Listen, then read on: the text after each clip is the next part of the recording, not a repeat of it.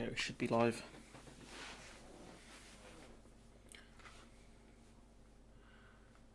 Should be live.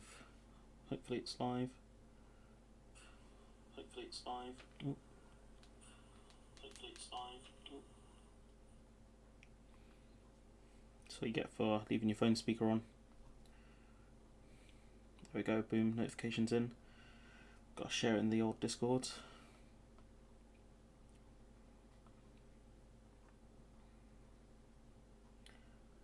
Let's see.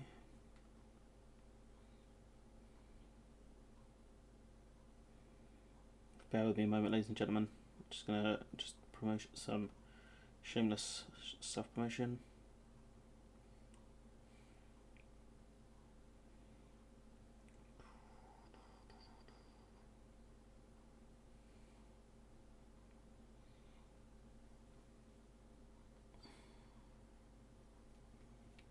Give it a couple minutes, see if anyone joins.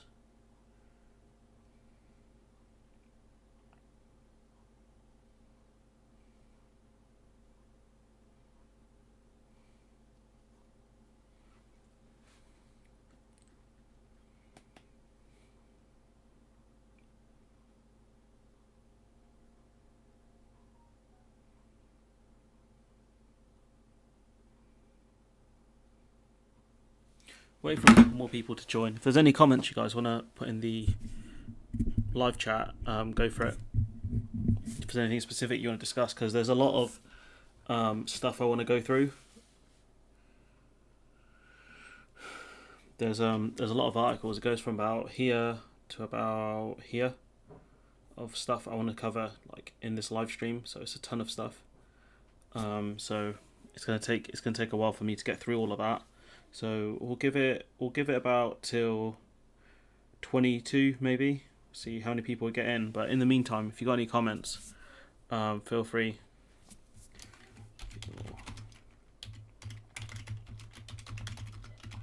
Any questions?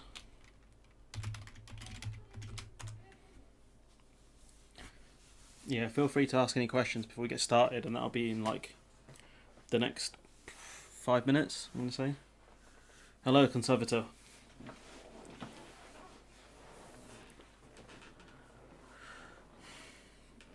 Yeah, we'll get started in about 5 minutes. Just got a drink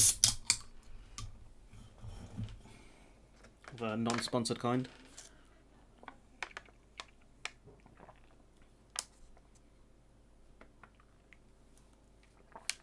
So yeah, let me know if you guys have anything to say. If my drinking is really loud, I apologise.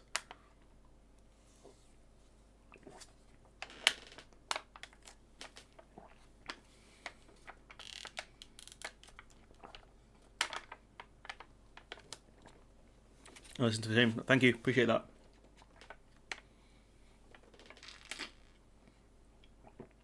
Don't waste all your 4G though.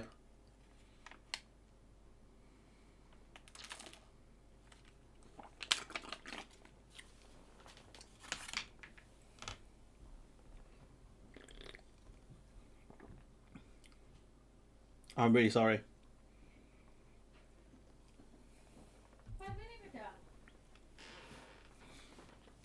Mic's really sensitive, so I guess at some point I'll look at getting a better mic. But for now, this one's pretty good.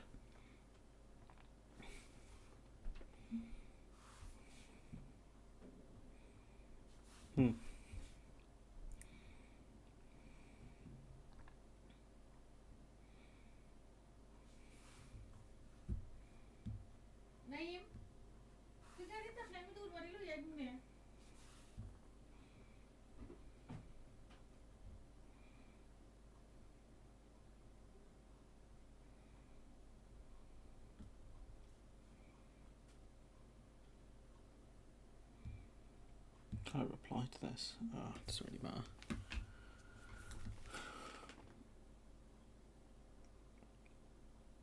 Okay, we'll give it 5 minutes. Like I said, if you guys got anything you want to ask, feel free. Just type in your keyboard or make some other noise before you take a sip. I don't mind though. So I'll be like this as I drink. So you can hear the endless tapping. I can mute the mic, but it's a click button, so you'll hear it when I mute it. That's no problem.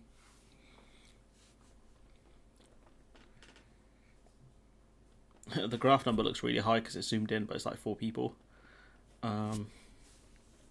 So yeah. Anything specific you guys want to ask about Afghanistan before I get started?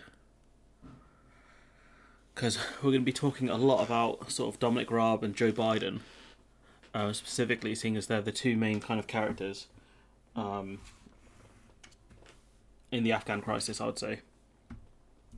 Obviously the Taliban are too, but they're not going to be too relevant in this discussion, as barbaric as they are. It's kind of the West's reaction to, also the West's failure to kind of deal with the evacuation. Like stories of people being left behind, like, what? Yo, Safe, what's up, man? It's going to be a boring one, so I'm just going to warn you now. I think, is he already gone? It's going to be a boring one. I'm going to warn you now.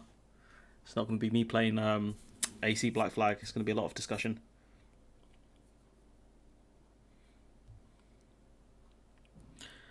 I heard about the negotiated agreement between Trump administration and Taliban. It was extremely weak for the US. Yeah, I think Trump was desperate for an optics win.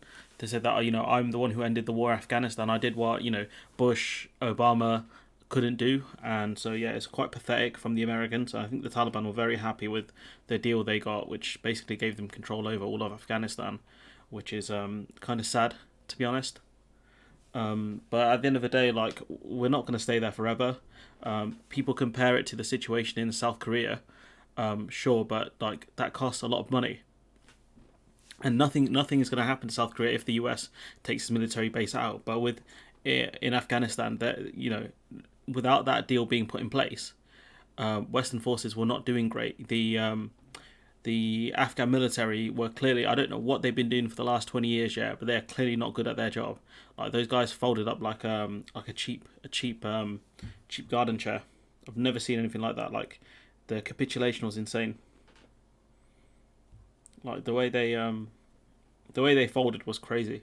I've never, like, you might have seen that in the old days if you got like peasants fighting like trained warriors like knights or something. But to have it happen like that is just bizarre. What have these guys been doing for the last like 20 years? I don't get it. Why have you been training them? Because they folded up real quick. They had the numbers, they had all the military weaponry, but maybe some of these guys were just in it for a paycheck, which is nothing wrong with that. Because in a war zone, your options are extremely limited in terms of jobs wise. So maybe the Afghan military paid not a lot, but enough to live on. And some of these guys probably didn't see a lot of live combat, and so once it came to get your boots on the line, these guys are like, "No, I'm out, dog," and they left. And so the Taliban have access to a lot of decent class US weaponry, and that's just insane because they don't know how to use it. They're just going to sell it off to probably like China and make a buck off it. You see what I'm saying? Well, we've got 7 people now, and it's about 39, so. Just got a message in the Discord. Bear with me a moment. Okay. So yeah, we'll give it about 1 more minute and then we'll go live. On my phone, there says there's 7 people here. On the PC, it says 5. So I don't know who to believe. I'm going to believe because 7 is higher. We'll believe that. The Taliban wouldn't attack the US until the 1st of May. The Taliban will not allow Al Qaeda to attack the US. They are allowed to have new training camps in Afghanistan. I heard that ever since the US announced they were leaving negotiations, top military and politicians for Price to leave the country, so all paid off. Possibly. I mean, the thing is, right, the Taliban weren't going to attack because there was a deal in place. Like, they're not completely stupid. They're barbaric. They're not clowns, though. They wouldn't be like, oh yeah, we've got, the US are potentially leaving, let's go attack them. So the argument that people like Rory Stewart predominantly make are, it's a very fraudulent argument. Mehdi Hasan kind of debunked him on Question Time, and if you are in the UK or if you got a VPN, that episode of BBC Question Time was really good. I think it's the most recent one regarding Afghanistan. They had it's a decent lineup. It's a decent lineup, and highly recommend it. Highly recommend watching it. Well, if you want, we'll get into the topics now. I'll be responding to comments as well for anyone who's got any. So it's going to be a bit messy doing this live stream because there's a lot to talk about and I haven't fully organised it because I didn't have the chance. So just bear with me if we're kind of going back and forth and things. It's just going to be the way the live stream is, just because there's a lot to talk about. Like pretty much all of these tabs are dedicated to this live stream. From here, I think it's about at least like 10 or 15. I can't count. But yeah. Anyways, we'll get into topics now. So, cabinet splits emerged over Afghanistan with the Defence Secretary Ben Wallace accusing Foreign Secretary of evacuating diplomats while leaving soldiers and the Ministry of Defence to handle the fallout of the Taliban takeover. So a lot of the paperwork and the asylum claims weren't even put through. They weren't even put through at the time of the evacuation. Like, fair enough, they argue they didn't expect Kabul to fall so fast, but point being is that this paperwork should have been done months ago. This paperwork absolutely should have been done months ago so that people are ready to go. You can't count to 10. I really can't. You know, like Conor McGregor said, Nate can only count to 5. I can only count to 5. There's an article I'm missing, actually. I've just had a quick glance over. There was one about there was a security committee who have asked for access to the papers Boris Johnson had access to with regards to his decisions around Afghanistan. So that's going to be an interesting one for them if they can get access to it to see what specifically Boris Johnson was told about the situation in Afghanistan. If I was the Labour Party, I'd say, look, you know, you guys are harping on about what our ideas. You guys have access to knowledge that we don't have access to. If we had access to it, we would have done things way better than you did. And that's, I think, a line the Labour Party can actually use. So we can see that there's a massive kind of rift opening between the Defence Secretary and the Foreign Secretary, which is very dangerous. Very dangerous. The frustrated minister told... So this is the Defence Secretary speaking openly about this. Or at least... No, these are sources, sorry. Told the frustrated minister, the Defence Secretary, Ben Wallace, told colleagues he believed there would be a reckoning for the Foreign Office after the crisis, sources have told The Guardian, with Boris Johnson apparently threatening Dominic Raab to be demoted to Justice Minister. But he complained that diplomats had been put on the first plane out, with MOD officials having to replace them and bear the brunt of processing. So now this is what I find really frustrating. Like, this stuff should have been done way in advance. Hello, Aya. This stuff should have been done way in advance so that when it was time to go, you know, you can get out. You know, all the paperwork is done. You know exactly where they're going to live, in England or the UK or in Europe or the rest of the world. You know exactly where they're going to go. You've got everything set in place. But now you've got people who won't be able to get out. Families, big families stuck in hotels that aren't suitable for them. There was a recent story of a child who had fallen off, I think, a balcony, which wasn't suitable for their family. That flat or hotel was not suitable for their family, and now there's an inquest into that because this government have decided to cut social services, decided to cut council houses where these people could have been housed, and because of that we've had massive issues housing refugees. Instead of building homeless centres and refugee centres where people can have their applications processed. Oh yeah, I saw that. Yeah, we'll talk about that in a bit. Instead of building, refugee centres where their applications can be processed and they can be housed maybe within the centre or nearby, we haven't done anything like that because, this country's full of clowns. Honestly, it's run by idiots. And nothing kind of, the government always run with the line of, oh, no one could have seen this coming when it came to COVID, when it came to Brexit, when it came to the Afghanistan crisis. Well, what's the point of you if you can't foresee anything? What's the point of ploughing so many millions of pounds into MI6 and all these intelligence agencies who can't predict anything if it's the case that no one can predict these things happening? Or is it the case that you guys see most of this stuff happening, you just don't care because you're too busy sunning yourself in Greece? Or Cyprus, should I say. So, now you've got, in this case, you've got soldiers processing applications and soldiers also having to defend the airport from, any potential Taliban attack. Why are soldiers doing this? They have no expertise in doing this. This is not their job. Germany took in 1.1 million refugees in a short time, and the UK can't even take in 20,000. The only issue I'll draw with the Germany one is they let in a lot of people who might not have had legitimate claims and also caused some issues within Germany. Not many of them. There was the crisis around Oktoberfest. But point being is that you're right about the 20,000 thing, especially since we took 30,000 refugees from Uganda. And Priti Patel's family were one of them. Her parents were, some of those refugees who came over. And point being is that, look, they knew eventually Afghanistan was going to fall. So why was nothing in preparation for that moment to happen? There were so many intelligence reports we've seen, before the pullout of Afghanistan, that they said Kabul would fall within 90 days. So why was nothing been put in place that can fix this? Hello, FSM.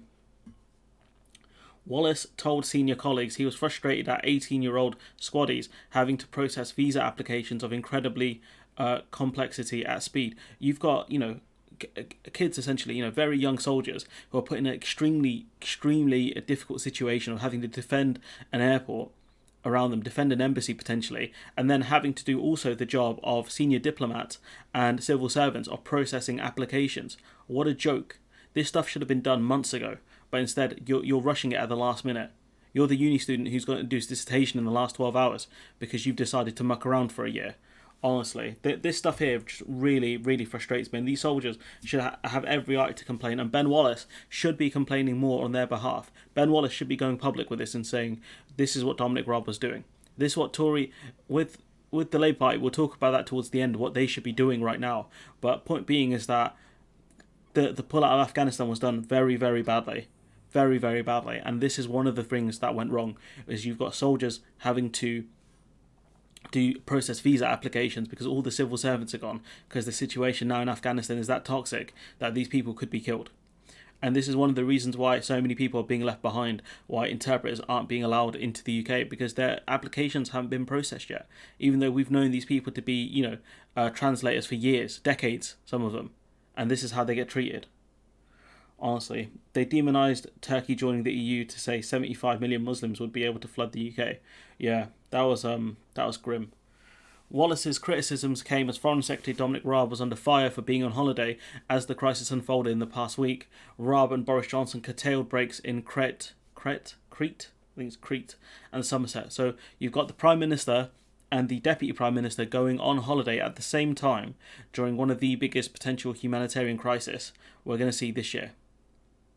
Both of them on holiday, so there was no leadership in the cabinet whatsoever because both these clowns decided to go on holiday at the same time. The Prime Minister and the Deputy Prime Minister. Like, how on earth do you allow this to happen? They could have waited a couple of weeks apart, but no. Honestly, this is absolute madness. Excuse me, this is absolute madness right here. Go on, Dominic Raab rejects calls to quit over the Afghan interpreter situation.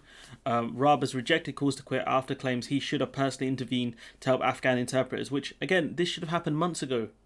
Because now these people are being hunted by the Taliban actively.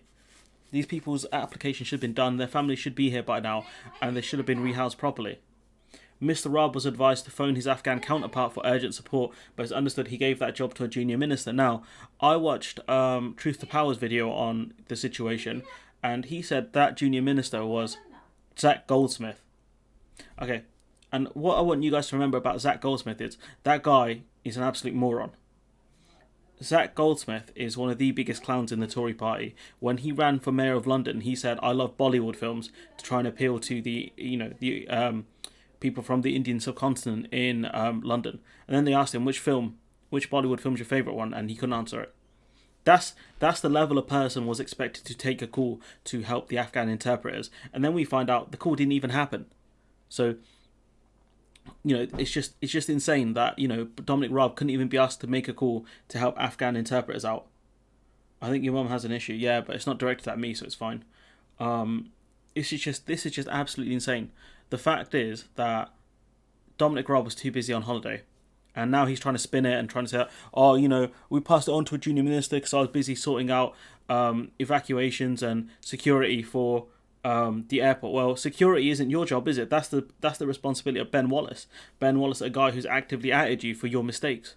Security isn't your job, my friend. That's the Defence Secretary's job. You should be doing your job to help getting these people out, but you didn't, did you? Same with the Home Office. No preparation whatsoever to help people once they get here. They won't build facilities as it will suggest they want people to come. Their supporters cannot accept that. But the thing is, the easiest way to get rid of people who shouldn't be here, sort of asylum seekers and refugees, is to process their claim. And if they shouldn't be here, you can send them back. You can deport them. Under when we were a member of the EU, you could have sent them back to the France or whichever country they came from. In terms of which country they came from to the UK, you can't do that anymore because we're not part of Dublin 3 or Dublin II or whatever the hell the legislation was called. So well done, Priti Patel. But yeah, they should have border facilities, or not border facilities, refugee facilities to process people's claims, and if they have legitimate claims, to house them. You can have it as a mechanism. But yeah, you're right, FSM the dog, because if they did that, people get all triggered about it and start crying, saying, "Oh, you're inviting refugees here." Oh. Like these people are just dumb. Like it is very frustrating to have to deal with these people. Ministers never made key call to help stranded Afghan interpreters. So 1 minute Dominic Raab saying that he didn't personally take the call and it was a junior minister who took it, and then we find out that's actually not the case at all. The government is coming under pressure after it emerged ministers did not make a phone call about evacuating Afghan translators who had helped the UK forces. So we know that they had other soldiers kind of submitting their applications regarding their refugee status or asylum seeker status within the UK. And then we find out Dominic Raab couldn't even be asked to make that call. He claims he was doing security stuff, but we know that's a load of rubbish. He just didn't want to be disturbed on holiday, according to reports. Raab has rejected demands from opposition parties to quit. And this right here, right, I'll mention it now actually, so I don't forget. What the Labour Party... I've opened something. This is why doing live streams can be dangerous. This line right here, what the Labour Party should be doing is looking for Tory party people like Johnny Mercer, right, to force Dominic Raab to resign or get sacked. That's what they should be doing now. They should be looking for Tory rebels. There's quite a few of them. I think Theresa May might be one, big might there, to push for Dominic Raab to get sacked. That's what the Labour Party need to be doing right now, because Raab is facing criticism from around the House to the point where even the guy in charge of the DUP right now is saying, Northern Ireland will take Afghan refugees. I'm sure you could even get that guy on board to start criticising Raab over the failure regarding the Afghan translators especially and other refugees, because at the end of the day, these people put their lives at risk. So we could try and, sort of throw Western democracy onto Afghanistan, and now these people are being hunted. Some of these people will be killed because of the failure of the British government. Yeah, FSM, we do need to challenge the biggot's narrative, but that's not happening right now, unfortunately, because the Labour Party are a bunch of frauds, and people just don't understand wars. They just don't understand how scary wars are. When I play the game, if I get around to it, Metal Gear Revengeance, they cover it quite well, where a lot of the jobs in war zones are, being soldiers, fighting, or you can get out, you can escape. And the thing is, people don't get that. People think, oh, why don't you stay there and fight, like, these people act like if Britain was at war, they would be the first ones to sign up, like, but they're not, though, because they didn't, if you see what I'm saying. So, we've got another comment here. In Gulf War 1, the Iraqis supported the liberators. In Gulf War 2, many remembered the USA abandoning them. Afghans will remember the coalition abandonment. F Global Britain, yeah. F for Global Britain. Apparently there's stories now, according to Amnesty International, where you've got stories of the Taliban going door to door to search for people who had worked for NATO forces or the previous Afghan government. A UN document has warned. So now you have people being actually being hunted. These are people who probably would get refugee status, given the fact that if the Taliban do catch them, they're dead. So these people will be dead because of the British and American incompetence of not processing potential asylum claims. If we had done this once the Trump government announced the pullout, or even once the Biden government said we're sticking by this, we would have been okay. But we didn't do any of that, which is just shocking stuff. The militants have intensified their manhunt for individuals and collaborators who worked with the former administration and are threatening family members if unable to find their targets. So now they're going after the family members of these people as well. According to the confidential document produced by the Norwegian Centre RHIPTO for Global Analysis, a group that provides intelligence to the UN, particularly at risk are those individuals in central positions in military, police and investigative units. These are people who probably would have pushed back quite aggressively against the Taliban. They're being hunted now by the Taliban. Where's the help for these people who would actively put their lives on the line to help the Western forces and now they're going to die, most likely. If they're found, they're going to die, or their family are going to be beaten up and tortured to get the information out of them. Like, that's how grim the situation is right now, according to Amnesty International. This is a UN-backed group, not Amnesty International, but this is the situation right now, that people who should have been given refugee status are going to be killed, or because the government are just so incompetent, they don't understand what the hell they're doing. Or maybe they wanted this to happen so that more brown people die, who knows, because they really don't care about brown people. So we've got that one, so we've got that one twice, so I'll close this one off. You've got Afghan interpreter begs Prime Minister Boris Johnson for a pathway to safety. An Afghan interpreter who worked for the British Army has begged the UK government to evacuate him and his family from Afghanistan. Ahmed, not his real name, said he received permission to come to the UK last week, but a day later the Taliban seized control of the capital. And so they're still doing flights out from Afghanistan, so this person's family should be on one of the planes to get out, but that chances are that might not happen depending on what the Taliban do next. He told BBC's Lucy Manning that he was now in hiding and would face death if the Taliban found him. So this is a person who's fearing for his life here, and the simple fact is he should have been gone. He should have been gone weeks ago. They have enough. The military keeps saying they have enough planes to help people. It's just the fact of getting applications processed.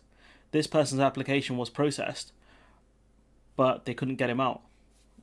So it does show you that there are massive problems within the system of helping these people, and this person could be put to death. His family could be killed because he helped the West out, which is just abhorrent. It's abhorrent. He's got the right to stay. I mean, he's got the right to come to the UK, but we can't get him out because of the situation in Kabul. Or it might not be Kabul, actually. Let's see. No, it is Kabul, yeah. Which is just, it's just absolutely just... The amount of failure from the British government is insane. It really is.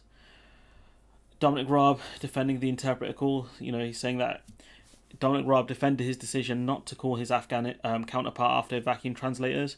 Mr. Raab said he prioritised security at Kabul airport and delegated the call. He prioritised security at Kabul airport, the job of the Defence Secretary. And you know what? I want to see the call logs of what Dominic Raab was doing at the time. That's what I want to see. I want to see exactly who he called and why, because that is not his job. His job is to get those translators out. Hello, Christian Cruz. And this is just, again, this is like, what the hell are you guys doing? Honestly, what were you doing, Raab? A couple of duplicates here. Apologies for that. Just gonna close this one off.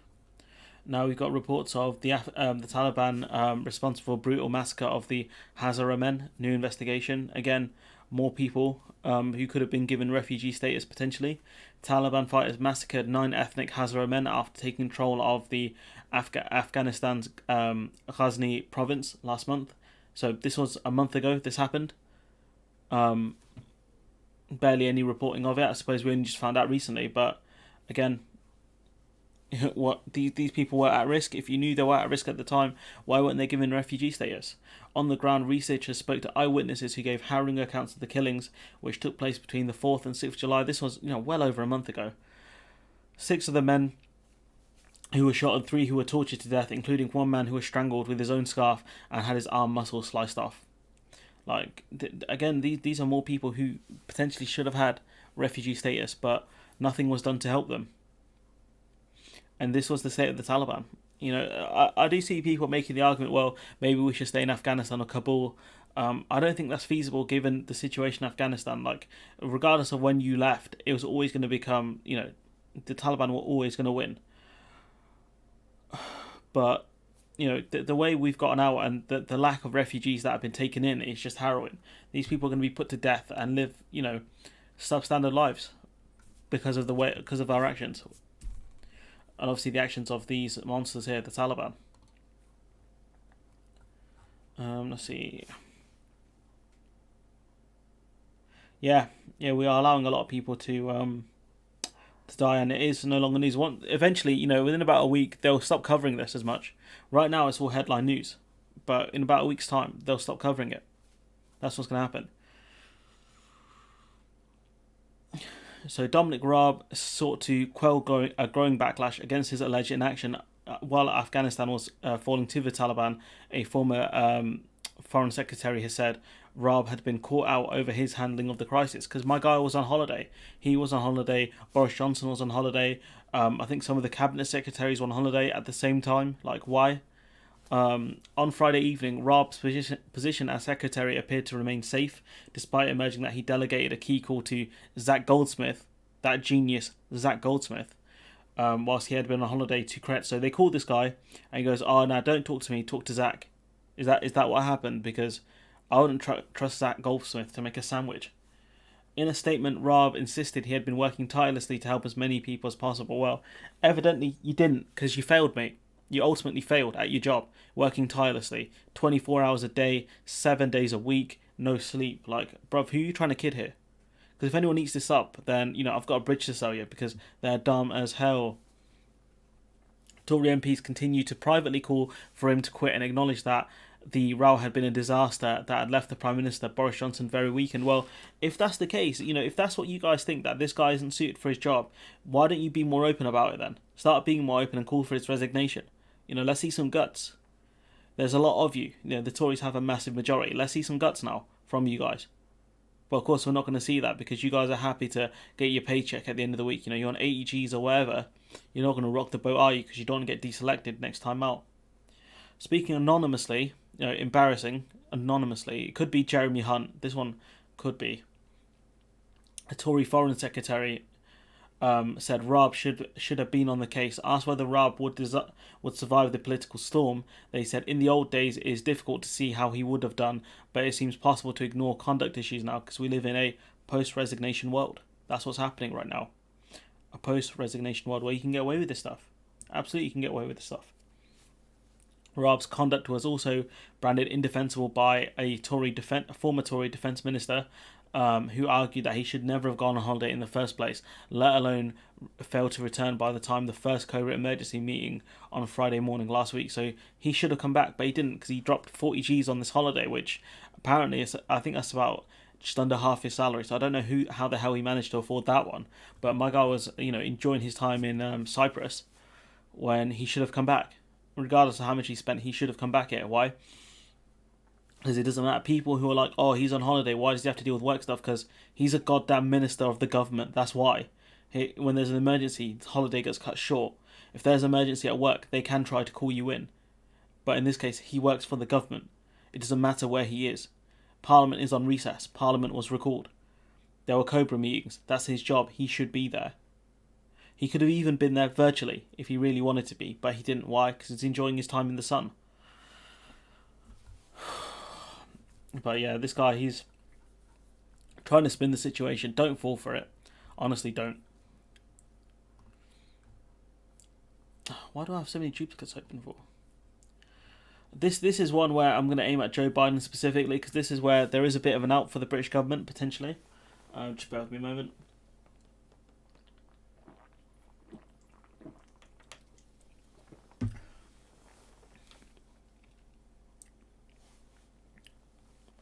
This is a potential out for the British government, because what America have done here is very, very stupid. Extremely. So this is from Bloomberg, which said that Biden assured allies in June the US would ensure Kabul's stability, which didn't happen. And that is one of the reasons why we're having so many issues. Just to say, guessing they don't have the housing. Like, this stuff should have been prepared years ago. That, the reason in the UK why we don't have enough housing is the government making so many cuts to social housing.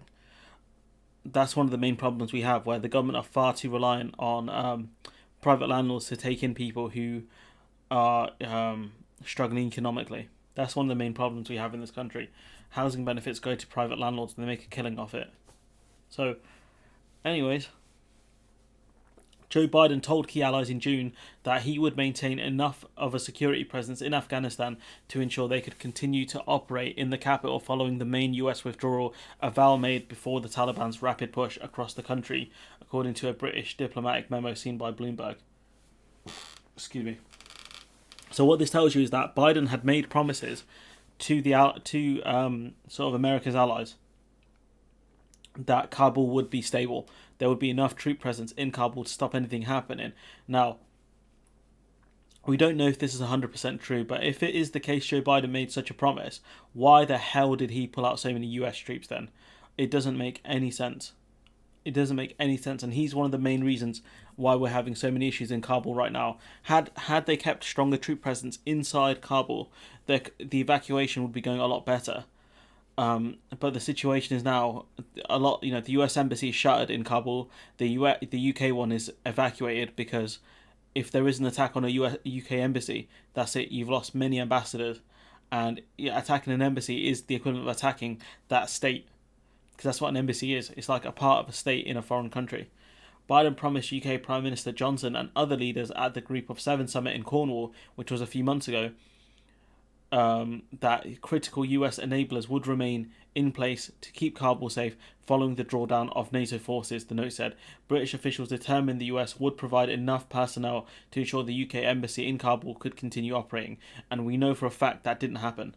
And so why Joe Biden made these promises and took out these actions, I don't know. But the simple fact is, this is a big out for the Tory government because we were very reliant on the American presence there.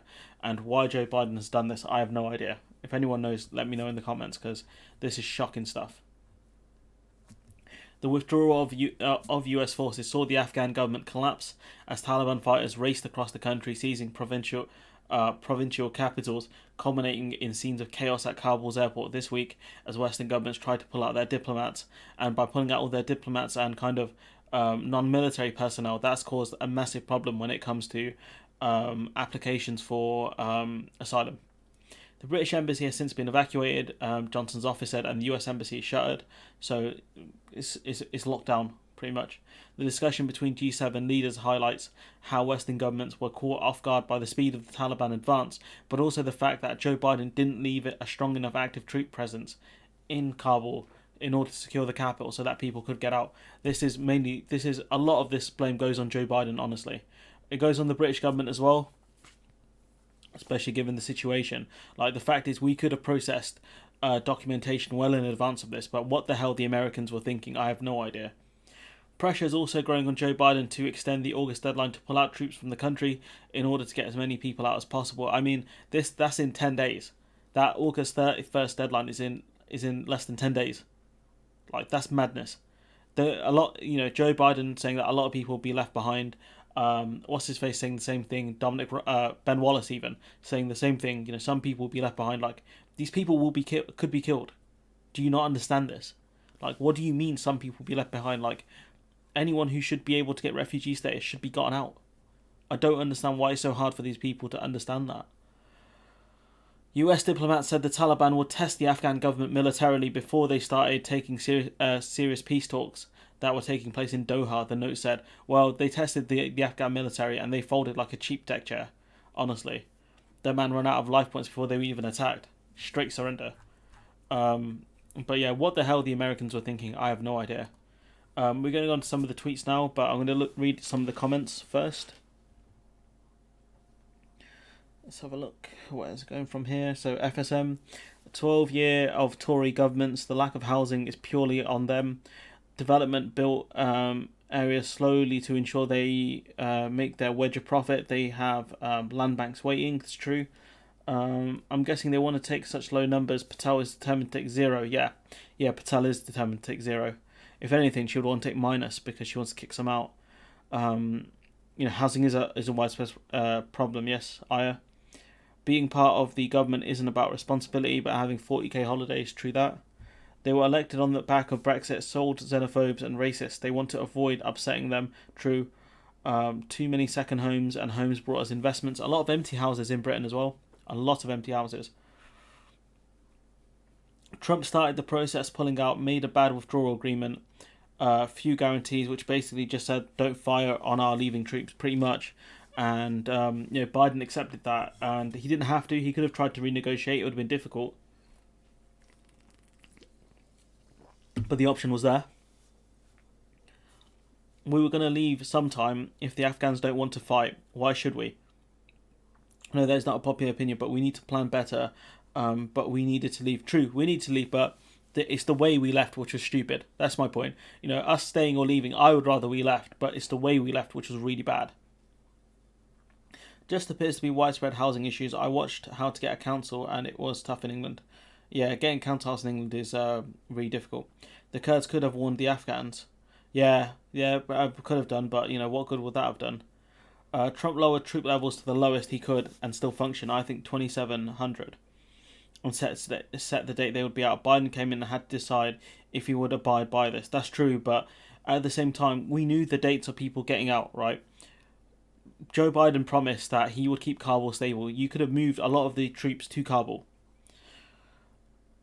And now you're kind of relying on the goodwill of the Taliban to allow you to leave the country. But the thing is, they don't have the main issue for me is the processing of people to get them out of the country, is to do all the paperwork. That hasn't been done yet, and that's one of the main reasons you can't take people out of the country, because of the fact that you don't know if they have legitimate asylum claims or not.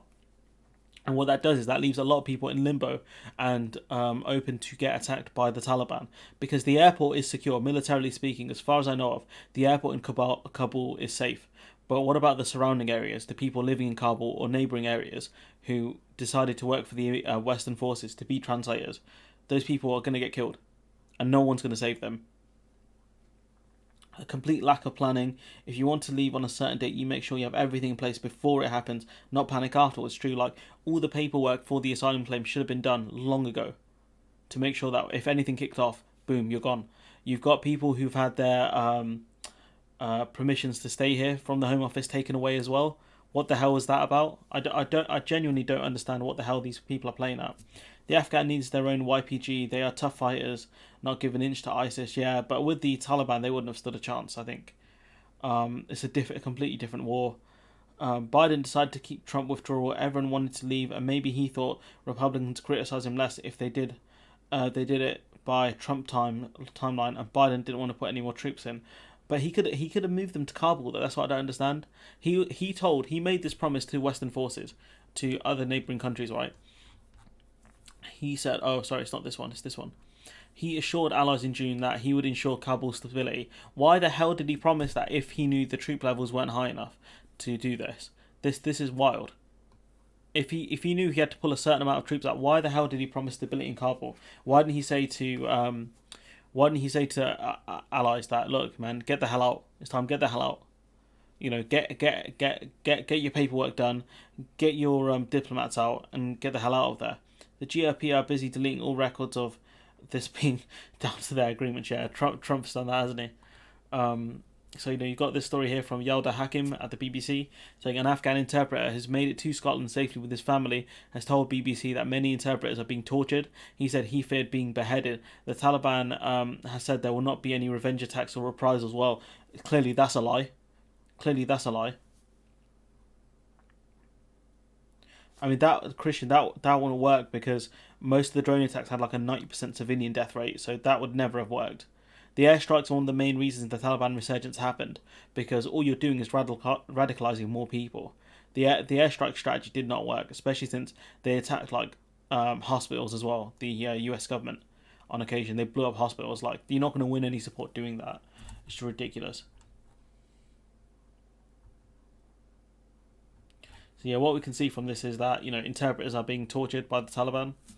Dominic Raab told Sky, no one saw this coming. Of course, we would have taken action if we had. Like, bro, you on holiday. There was no action you would have taken. They asked you to take a phone call and you said no. And you gave the phone to Zach Goldsmith.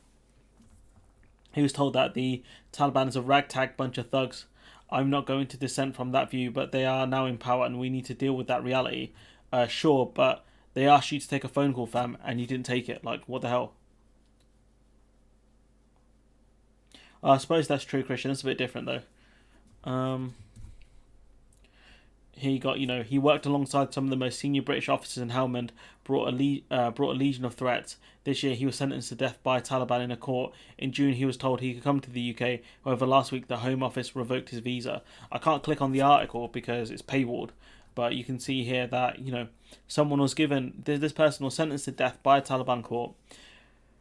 He's going to die. And, he had his chance to come to the UK, but the Home Office revoked it. Like, why? Under what basis did they revoke it? I don't know if it's explained in the article because I couldn't read it. But what the hell, guys? Priti Patel, what the hell are you guys doing? I don't understand. This is insanity right here. So this is from the secret barrister talking about the phone call, which was that the phone call regarding Dominic Raab was so important that civil servants interrupted my holiday to ask that I make it. The phone call was sort of important, so I delegated it to a junior minister. The phone call was wholly unimportant, which is why nobody made it. To cross-examine Dominic Raab. And I say he's pretty ineffectual cross-examiner. If I think I could do a reasonable job, you must be a terrible witness of truth. Like, this is the situation with that phone call. Like, it's just madness. Absolute insanity here. You've got clowns like Rory Stewart who are being rehabilitated because he wants to stay there forever, saying since we're on the topic of betrayal and war, Rory Stewart as an MP voted to scrap the Dubs Amendment, a scheme dedicated to providing refuge to lone children fleeing war in Syria. So we've got this guy here, Rory Stewart, who's being rehabilitated by the press. Rory Stewart is a guy who voted against helping lone children fleeing the war in Syria. So I don't want to hear anything humanitarian from people like Rory Stewart. Don't want to hear it. Because the guy's an absolute idiot. Like, no. People who think Rory Stewart's a good human being because, he travelled to Afghanistan and learnt the language and whatever, he broke bread with people in Afghanistan, cool. You're the same guy who voted for not helping lone refugees in Syria. So don't want to hear it, bud. Realising that children of first generation immigrants, and some of these were refugees as well, Patel and Raab specifically, I think his parents were refugees as well. These are people who you'd think would have some relative understanding of the situation, like what it's like to be a refugee, or at least Patel could have asked their parents, but didn't. Realising the children of first generation migrants, Raab, Patel, Sunak, Javid, Kwarteng, Alok, are supporting the move to strictly limit the entry of people who qualify much more clearly tells you everything you need to know about Tory empathy. These are people who benefited from the immigration system, but then, they decide to close the door once they get in. Crazy. Why did they evacuate Bagram air bases in the middle of the night? I mean, yeah, that was embarrassing, to be honest. I don't know why they did that. They didn't tell the Afghan forces either. So I don't understand why the hell they decided to evacuate the base like that. Maybe they feared if they evacuated openly, the Taliban would have attacked them on their way out. But that's insane. What they did in Bagram was insane. A couple more to go. Cheers. British workers aren't lazy, Dominic Raab. You are. You put people's lives at risk. Dominic Raab wrote in a book, the British are among the worst idlers in the world. He refused to get off his sun lounger to help people. Afghan interpreters. So when Dominic Raab and these people talk about British workers being idle, it's just projection. Because this man, decided to go on holiday during one of the biggest disasters of the year. Honestly, this guy. So his notifications really irritate me. And then we find out the permanent secretaries of the Foreign Office, the Home Office, and the Ministry of Defence were all on holiday during the Afghan evacuation. Like, why? These would be senior civil servants, right? Very senior civil servants who have a lot of experience and could have helped out. Why the hell are all three of them on holiday at the same time? You got the Prime Minister and Dominic Raab, who is de facto the Deputy Prime Minister, both on holiday at the same time. So no leadership in the Cabinet Office. And then you've got three top civil servants also on holiday at the same time. So there'll be absolutely no but there would be limited expertise within the civil service to help them deal with the issues that came out of Afghanistan. Like, what? Who's organising this? Who's in charge of this? I don't get it. I don't understand what the hell is going on here. This is absolute madness. This is absolute madness right here. It's insane. The fact that so many people are allowed on holiday at the same time. Like, there's excuse me. There's a long summer recess in Parliament, so they could have gone on holiday at different points. They have enough holidays as is, to be honest. Why? Who's doing this? Who's organising this in the Cabinet Office? We already know there's massive amounts of incompetence in the Cabinet Office, where you had civil servants working for Greensill simultaneously and then going off to work in Greensill, pretty much as soon as they left, which shouldn't have been allowed. It's very dodgy. So there are things within the Cabinet Office, things within the civil service which are extremely dangerous, and the spillover of that is damaging the country. This is another example of it. This right here.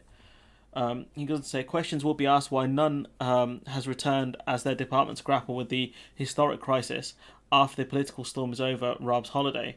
So this just like the insanity of this situation. I just don't get it. You know, people are like, oh, why can't they use Zoom and all this stuff? It's like, it's much more effective when you're actually in the office, especially when you have to deal with this stuff. People don't get that because people are clowns. And we've got a kind of the final tweet I want to talk about, which is that in March 2002, after the fall of the Taliban, thousands of Afghan girls were invited to go to the nearest public school to participate in a placement test because the Taliban had burnt all female students' records to erase their existence. And this person was one of those girls. She opened an all-girls boarding school, and she had to burn the records now so the Taliban don't go after him. And now we don't know what the situation is going to be like for girls to get educated. We don't. And that's it's sad. It's sad, to be honest, that these people won't be able to fulfill their potential in life because of this. Yeah, we'll talk about... I was meant to talk about Macron's response. I kind of forgot to bring that stuff up. But basically, you know, the European response overall has been pretty abysmal. You know, Macron saying that we're not going to take Afghan refugees, or we don't want to. And then you've got the Greeks building a giant wall to sort of separating them from Turkey because they don't want Afghan refugees coming there. Like, surely, you know, European countries, and I include the UK in that, could come together and say, look, this is the amount of refugees we can take. You know, wherever we don't have the facilities to take them, but we can offer you the funds to help you build facilities in whatever country, say Greece, to process asylum. And if they do pass that kind of first phase, you know, to allocate them in a specific country where maybe they have family, maybe they know the language, and if they don't have that, you know, you can put them, say, in another country which has the facilities, whether that's, you know, Greece, Spain, or wherever. And if they do have family, say, you know, in Scandinavia or in the UK, you move them on to the UK. Like, the reaction from Europe has been very embarrassing, considering that we're the ones who have helped to create this mess right now. We're the ones who decided to get out. And now, yeah, you know, 100% that the problem with war is that no one wants to take the refugees. Like, no one wants to actually help and do something about the situation, despite the fact that we helped to cause this. Taking in refugees isn't the hardest thing in the world. It really isn't. And the simple fact is the government are being useless once again. Now it's China's turn in Afghanistan. They are awfully close to Taliban. Yeah, what they'll do is they'll make deals with the Taliban to get access to the lithium. That's what's going to happen next. Chatty Rat. Government across Europe effectively shut down for August. In Ireland, one minister is usually left minding the shop, and most senior officials are away. The real issue is the speed of the recall and return. Yeah, I mean, maybe that shouldn't happen during August. Maybe it should be... I mean, most of these politicians get summer off. You know, you're talking multiple months here. Parliament's not in session. So surely you just stagnate the breaks. You know, maybe the Home Office, a couple of Home Office people go on holiday at one point during the summer, and then you kind of stagnate it like that. Maybe you put a rotation option in or something. Because right now this is embarrassing. The reaction from the Western world is that, oh, Afghanistan fell. Everyone's on break now. Like, what the hell were you guys thinking? You knew there were intelligence reports that said Afghanistan would fall very quickly after the American government after the Western forces got out. You knew this would happen. So what the hell were you guys doing in the meantime? They have made deals. The foreign minister in China made the deal with the Taliban last month. Look it up. I'll have a look for it later. But point being is that they want access to the lithium and they're going to get it. We'll go for about another 6 minutes because I think my voice is going to go soon.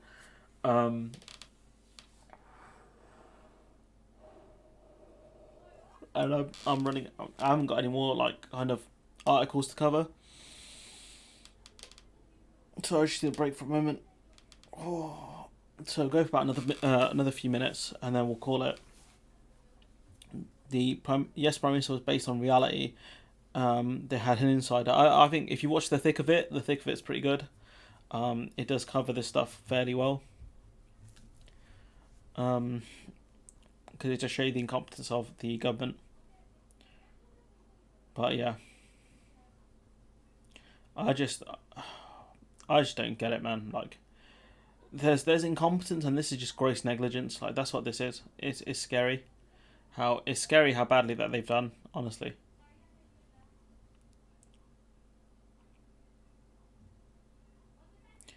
It scares me that. The government have had three major crises to deal with in the last few years and haven't dealt with any of them. Brexit was their own making, failed to deal with that. COVID, another thing they failed to deal with, and now you got the situation in Afghanistan they failed to deal with. I just like with this whole situation, it's like do something, fix this. Like you can't be this bad. You really can't. Like it's hard to be this stupid. It has to be negligence. It has to be.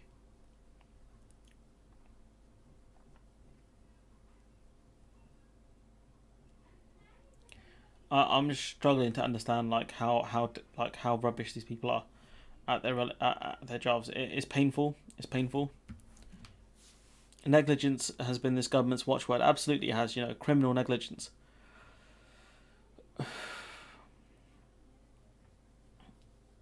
Do any of the ministers strike as being smart? That's a good question, actually. I don't know enough about some of the kind of smaller ministers, but I couldn't say I do, to be honest. I couldn't tell you any of them that I thought were smart now. Really good point.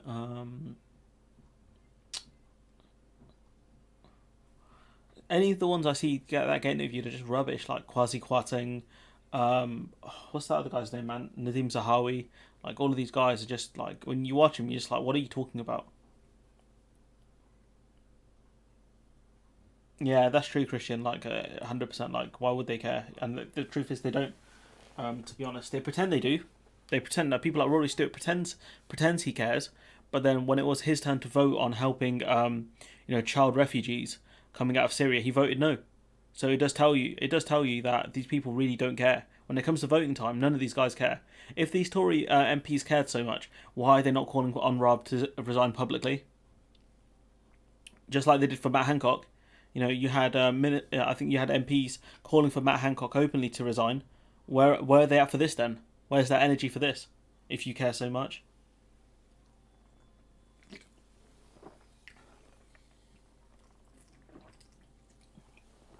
I just don't get it. We don't. What is open widget? Ah, okay.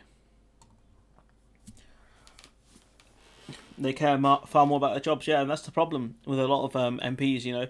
These are career jobs. These guys are in it for life. They're not going to rock the boat because this is how they make their money. This is how they plan to live for, probably about 15 years, 15, 20 years and retire on a fat pension. This is how these guys see it. We'll go for about another 3 more minutes. If there's anything you guys want more to add, go for it. If not, we'll end the stream in a few minutes. Then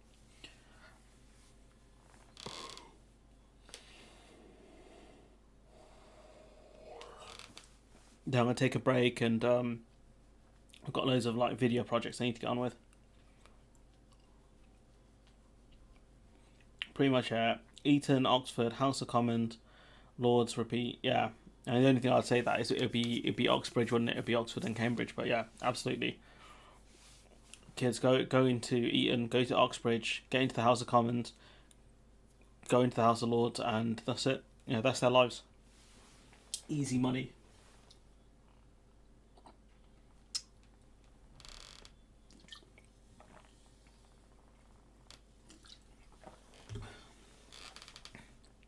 It's just sad. Honestly, it's sad. But this is the reality of the situation, and the British people keep voting for him. No one could have seen the damage of COVID coming. No one could have seen the damage of Brexit coming. No one could have seen the fall of Afghanistan like this. Well, if you can't, predict things and put in contingency plans, what's the point of you then? Why are you in charge if you don't know what you're doing? The three biggest crises of the last, 2 years, you guys had absolutely no idea what the hell you guys were doing. It's embarrassing. It's shocking. Honestly, it's shocking. Imagine your parents paying all that money for private education, right, and being that bad at your job. I couldn't. How did Afghanistan fall? The war was pretty much won, but the peace was lost. 20 years trying to create a dependency instead of trying to make them truly independent of military assistance. I think one of the main problems was there was the civilian deaths regarding drone strikes. That was a huge problem. There was all the nighttime raids, busting into people's homes. The bombing of hospitals and targets that were non-military, civilians, essentially.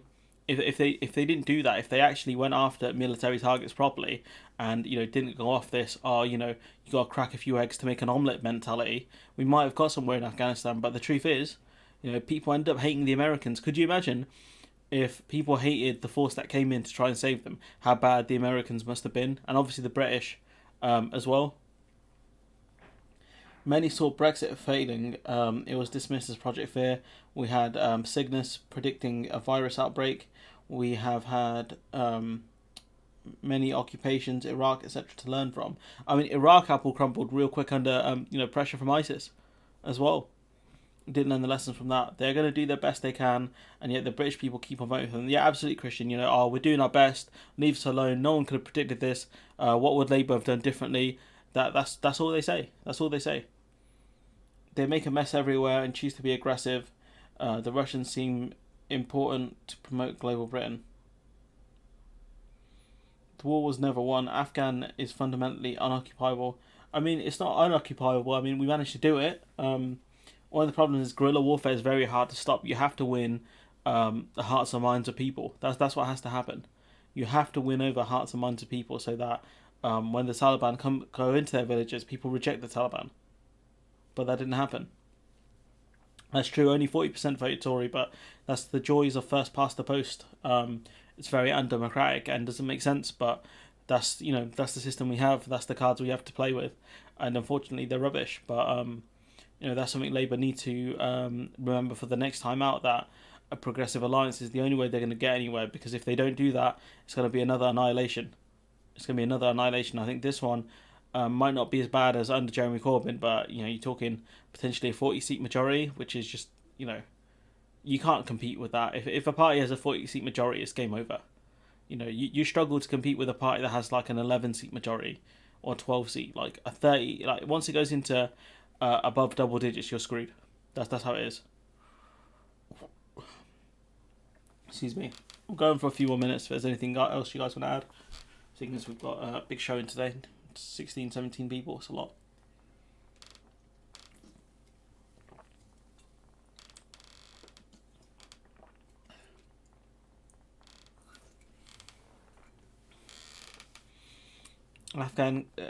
Afghanistan consists of many tribes, ethnicities and loyalties tied to a mountainous terrain. Yeah, it's a lot of warlords.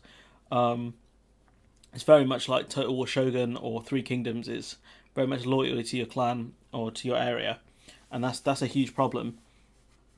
Because of that, nothing will really get resolved in Afghanistan as long as that mentality lives.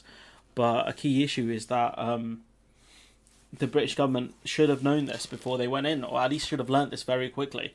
And once that happens, you can help certain areas to improve. And then those people will hopefully be more loyal towards you because you've actually helped their clan. You've actually helped their living conditions. But the point being is that we didn't do enough of that. We didn't do enough to help people. Instead, it was, the war in Iraq and Afghanistan was a massive raid on the taxpayer. That was the problem. A massive, massive raid on the taxpayer, where people getting charged, the taxpayers being charged tons of money. There's a documentary called Iraq: A War for Sale or something like that. It covers it quite well. Do you think there'll be any type of effective resistance? No, I don't think so. No chance.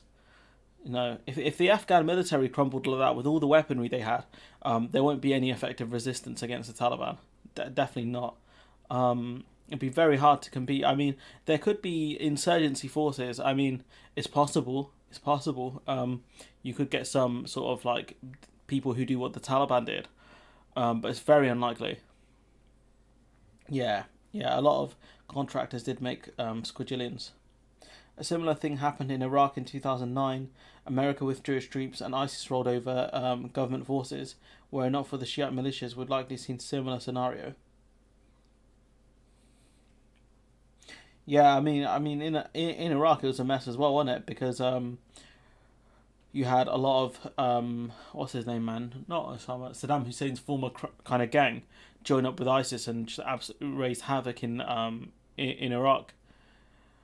And Iraq almost fell because these guys, I don't know what kind of training they're doing, but evidently maybe they don't feel any loyalty to their country. They don't want to put their boots on the line, but the Iraqi military apple crumbled real quick, just like the Afghan military crumbled really, really quickly. and some of these guys have been fighting the Taliban for years. You know, I think the US and the UK stopped active military active forces participation in like 2016. So these guys have been fighting, at least fought the Taliban on their own for a good 3 years. So what the hell happened, and why did they crumble so quickly? It doesn't make any sense. I just don't get it. I don't get it. Anyways, look, I'm gonna drop a link to the Discord, my Discord server in a second. If any of you guys want to kind of continue talking there, just bear with me a moment. I'll get that sorted now because I'm about to go in a minute. Hopefully the invite works. So it's my second account posting that. So if you want to join the Discord, let me know. What's the difference between the Taliban fighter and an Afghan child? Don't ask me. I just pilot the drone. Yeah, exactly. A truck that is not Optimus Prime. Have a good weekend, everyone. Yeah, enjoy the rest of the weekend. But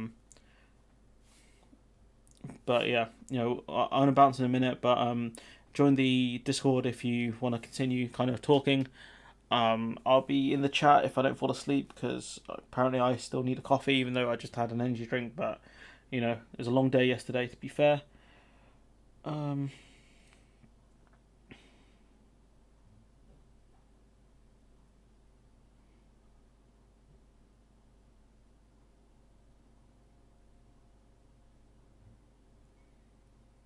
Yeah, so we'll probably leave it here. I think it's a good point. So yeah, remember to like, comment, share, subscribe, and I'll catch you in the next stream.